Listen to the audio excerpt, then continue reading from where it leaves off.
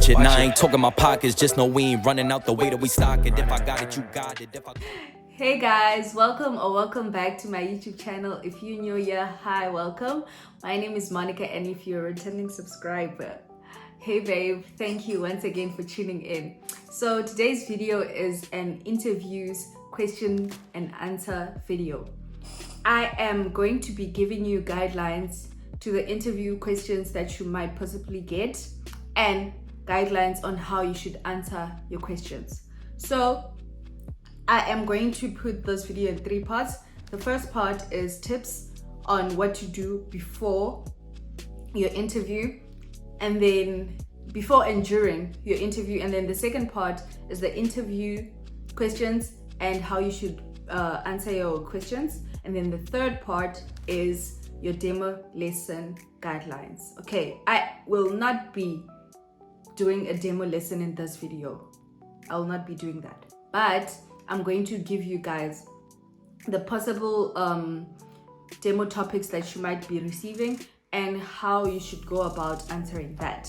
So with any further ado, let's get into the video. So tip number 1, guys, if you are from South Africa, make sure that the day that you pick your interview to be on or in English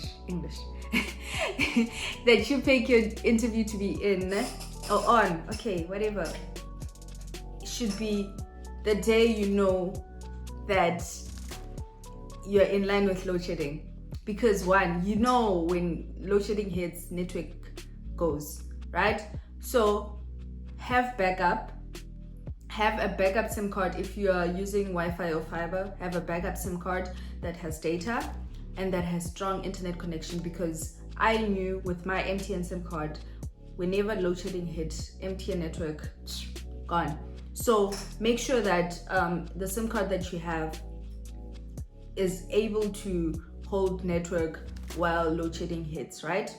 And tip number 2, make sure that you are dressed appropriately, guys. You are dressed decently. This is not allowed. But if you have a dress like this, you can somewhere just put a pin here or something, but look presentable, because trust me, first impressions last. And you must not have ladies' hair. It must be out of your face. You see how I look? You see how I beat my face for this video? You must look like this, guys. First impressions last. If you don't know how to do your makeup, just look presentable, look neat, tie your hair or anyhow, but no hair must be on your face. And guys, in as much as we are anxious for any interview, you must take this seriously, but try to relax and speak slowly. If you are asked a question, first stop, think, and then answer. Don't rush. It's going to be more like a conversation. Trust me, I've been there. It's only going to be like a conversation. Like, you guys will be talking, and smile thoroughly. Smile, show them that you're welcoming, because you're going to be working with children. So they're going to see what type of teacher you're going to be. And guys, tip number 3 or 4, can remember, use TPR, total physical response. Talk with your hands. Guys, talk with your hands. So yeah, let's get into the second part of this video. First question will be, why EPIK? Why did you choose to come to South Korea with EPIK? Because you're an aspiring teacher, you researched all the existing opportunities in your life, and this opportunity with EPIK stood out for you. Okay? It enables you to teach in a public school, and it doesn't require you to teach with a teaching license or a teaching degree. So that's great. And within those 12 months you're teaching with certified teachers that will help you build the courage you need and gather all the resources you need to be a certified teacher, right? EPIK is also introducing you to the Korean culture which is great because they offer Korean lessons in their orientation. So this question, you should base your answer according to along those lines I made. So why EPIK? That's the first question. Okay. The second question is, how can you use your bachelor's major to teach Korean children? Okay. With me, I studied a Bachelor of Public Administration in Local Government, right? So I say that my bachelor helped me to develop communication skills and delivering information to large groups of people. So in this instance, it will be you delivering information to Korean children. So each and every answer, you should base it on helping Korean children. Have it in the back of your head. Helping Korean children. That should be your answer every time you answer questions, right? And then I say that this will help me communicate with them and transfer my knowledge to them, right? And then when I was still a student, my teachers' managerial techniques were transferred to me so that they can help me. So these can help me teaching. This can help me when teaching the students, right? So yeah, communication skills and transferring knowledge to the Korean students. So the third question will be, why do you want to teach English?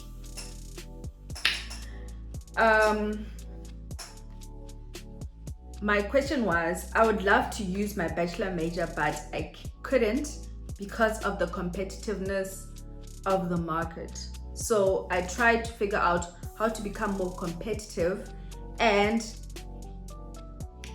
by teaching abroad, particularly in a public school, I can diversify my skill set, gain the experience, and become more valuable in the future by adding the experience to the EPIK program to my resume and opening new doors.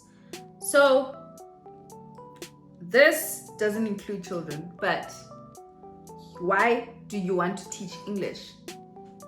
To diversify your experience.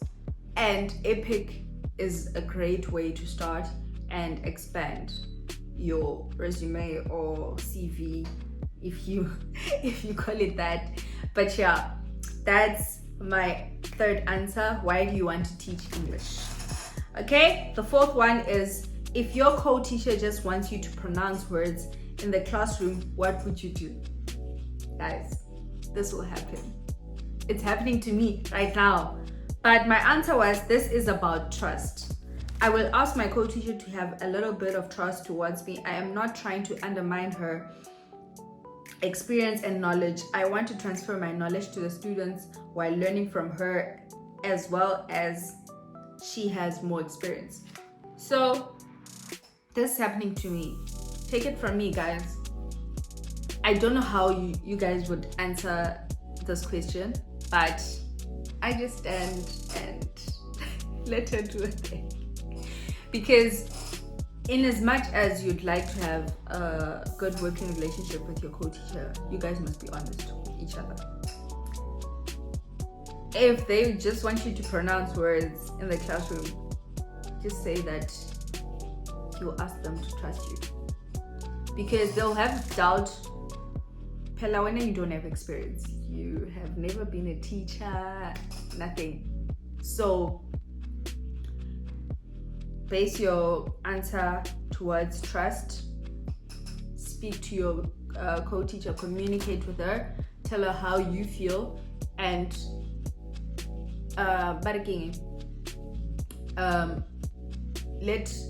ask her to let you do your thing, and then you'll see how to work around it, right? The fifth question is, if your co-teacher makes a spelling mistake, what would you do about it? I personally, now that I have that experience, I tell her right there and there that, oh, teacher, that word is supposed to have double R or double L. The sixth question, if your co-teacher dismissed all your ideas, what would you do? Say that I respect the co-teacher for their experience in the school and would just like to offer suggestions to make the lessons more exciting with more relevant games. For example, I however would still follow what the co-teacher decides on as it is their class. Number 7, how would you manage your classroom? With me right now, I manage my classroom by doing like a little clap, like they know that they should repeat after me and keep quiet. So this is non-verbal ways of communicating with my students, because if I talk to them, they're gonna try to be funny, and yeah, no, my face is not. So yeah, I use non-verbal communication. And guys, okay, now you're telling the interviewer it's like I'm giving you guidelines on how to manage your class, but tell the interviewer that in the beginning of your classes, you will make classroom rules of which you yourself as the teacher should strictly follow. And if you have a favorite student, the rules must not be an exception to them. You must stick through them. So use non-verbal communication methods, right? And also have a point system.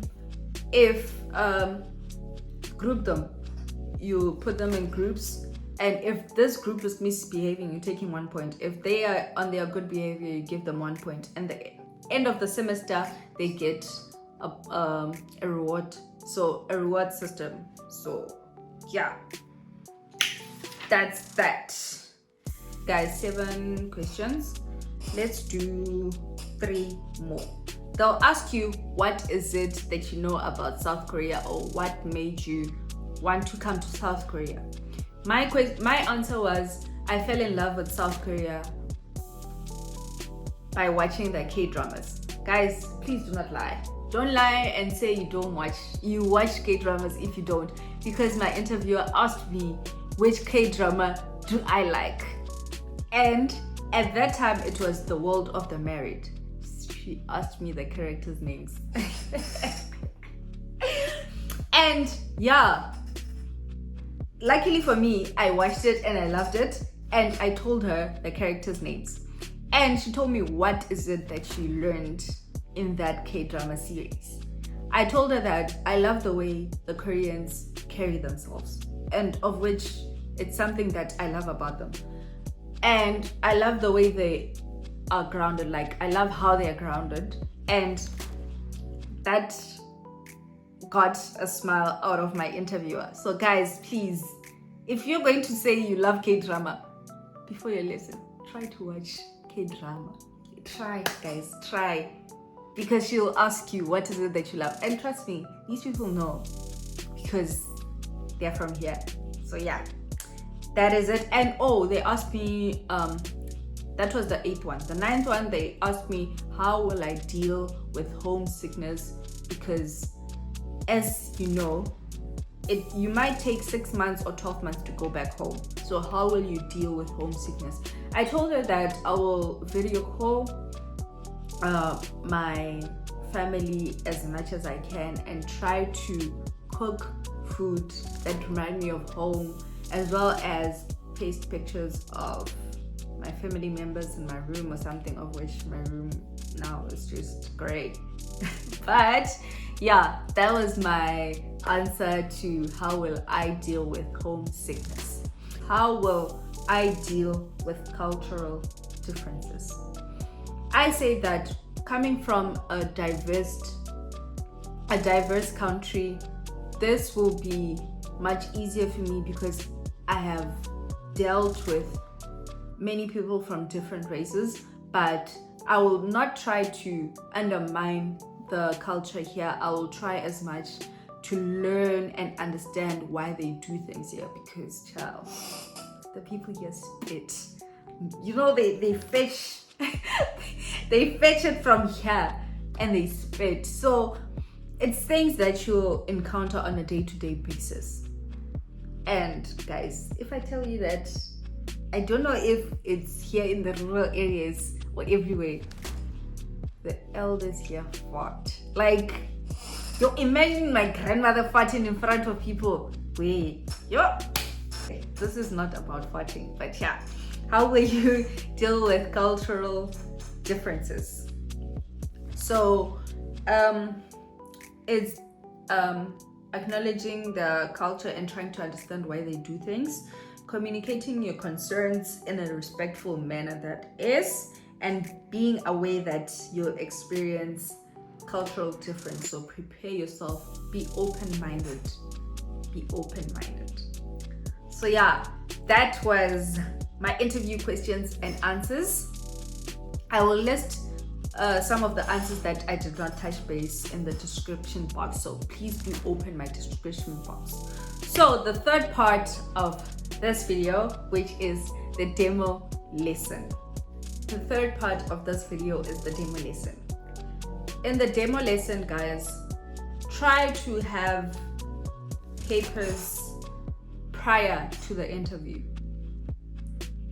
Prepare like blank papers, markers, different colors, because they might ask you to prepare like material for your demo lesson. So they do not allow printed out worksheets already printed out worksheets that are already prepared before the interview. So please prepare that. And another thing, what did I want to tell you guys? Oh, in the beginning of the interview, please print out your application form, all of it. Please print it out and have a notebook or on your make corrections, because they're gonna make you make corrections on your interview and fix that. I'll touch base on it at the end of this video. So let's get into the demo lesson tips. So the demo lesson topics, with me, they asked me to do a demo lesson from my application. So prepare yourself. The demo lesson that you did on your application, please prepare it, because they asked me to do that. And another the other topics that they might give you are the weather. It's sunny, it's windy, it's snowy, that. And when they give you these things, they tell you that you are teaching for 3rd grade elementary school. So how these classes are based, it's elementary, middle school, and high school. So English, they'll ask you this question about the Korean school system. They start teaching English in the 3rd grade, so grade 3. That's 1st grade elementary school. Grade 4, 2nd grade elementary school. Grade 5, 3rd grade elementary school. And grade 6, 4th grade elementary school. With us in South Africa, you know that primary ends at grade 7. So with them, grade 7, 8, 9, it's middle school. So 1st grade middle school, it's grade 7, 2nd grade, grade 8, and then grade 9. And then grade 10, 11, and 12. Get it? Yes. So it's the weather, it's colors, it's shapes, it's animals. Yeah, those ones. Those are the possible demo lessons that they might give you. So when you start, you introduce yourself to the class. Hi guys, I'm teacher Monica, blah blah blah blah. Get it? If you don't get it, forget about it. I'm joking. So they might tell you to skip the introductory part, just get straight into the lesson.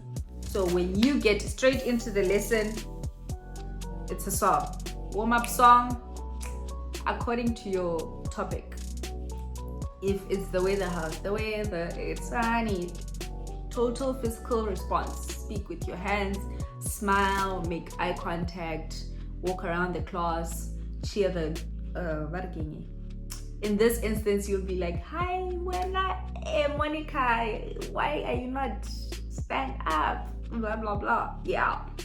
And then you must mind your language, guys. If it's third grade, like elementary, first grade, it's third graders, these children don't know English to save their lives. Dumb it down. Use dummy English. You see, when you go to the Makula's spaza shops, guys, use my friend English. But yes, here we speak my friend English, but in a more formal way. So yeah, dumb your English down. And I believe that you must speak slow. Speak slow to pass time. They'll give you 5 minutes to prepare and maybe 3 minutes to do your demo lesson according to how good you are. And if you speak slowly, encourage the children, do that, you'll be fine. Well guys, if I have touched everything, if I forgot something, please do comment down below what you need to know. And yeah guys, when you know that you're going to have an interview, guys, please check your schedule, ESCOM, because I know you guys are experiencing stage 6 now. So yeah, be mindful of that. If there's nothing else, I believe that we have come to the end of our video. If you have liked what you've seen, go ahead, subscribe. What are you waiting for? And if you're a returning subscriber, thank you for your continuous support, and thank you guys for 400 subscribers. So now we're road to 500 subbies. I believe that by the end of this year we'll be hitting 1K. What do you say? Yes. So guys, thank you for watching this video. And if you have an upcoming interview, I know that you're going to nail it. And you will join me here in South Korea this year. So good luck on that, and see you guys on my next one. Bye.